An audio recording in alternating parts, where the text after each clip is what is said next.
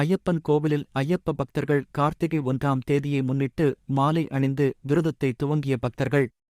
கார்த்திகை முதல் நாளான இன்று சபரிமலை செல்லும் ஐயப்ப பக்தர்கள் மாலை அணிந்து விரதம் மேற்கொண்டனர். இதனால் திருப்பூரில் உள்ள கோவில்களில் ஐயப்ப பக்தர்கள் கூட்டம் அலைமோதியது. சபரிமலை ஐயப்பன் கோவில் மண்டல கால பூஜை கார்த்திகை மாதம் முதல் தேதி துவங்குவது வழக்கம். இந்த நாளில் ஐயப்ப பக்தர்கள் மாலை அணிந்து விரதம் துவங்குவர். அந்த வகையில் திருப்பூர் காலேஜ் ரோட்டில் உள்ள ஐயப்பன் கோவிலில் காலை கணபதி ஹோமத்துடன் தொடங்கி நடை திறக்கப்பட்டது. இது தொடர்ந்து சுமார் 1000த்திற்கும் மேற்பட்டோர் இன்று அதிகாலை முதலே நீண்ட வரிசையில் நின்று மாலை அணிவித்து தங்கள் விரதத்தை துவக்கினர். தொடர்ந்து ஐயப்பனுக்கு சிறப்பு அபிஷேகம் மற்றும் தீபாராதனை நடைபெற்றது. இதில் ஏராளமான பக்தர்கள் கலந்து கொண்டு சுவாமி தரிசனம் செய்தனர்.